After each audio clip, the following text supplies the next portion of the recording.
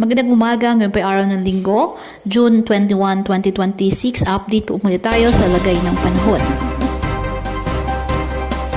Ayon sa Pag-asa, patuloy po na minomonitor ang bagyong Francisco.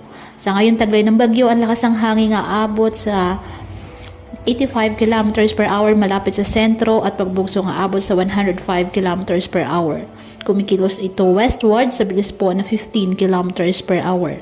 Nanatili namang mababa ang tsansa nitong tumama o maglandfall sa anumang bahagi ng ating bansa, ngunit bahagyang lalapit sa bahagi po ng extreme northern Luzon next week at magdudulot po ng masamang panahon maging silang bahagi po ng northern Luzon.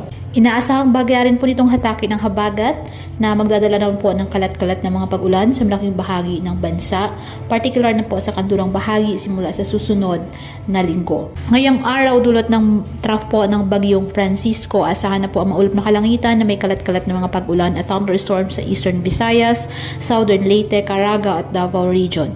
Ang Zamboanga Peninsula, BRMM, Sac-Sargent at Lanao del Norte, asahan naman ang maulap na kalangitan na may kalat-kalat na mga pag-ulan at thunderstorms, dulot naman ng southwest monsoon. Apektado naman po ng mga localized thunderstorms ang Metro Manila at nalalabing bahagi ng ating bansa. Mag-ingat po and God bless.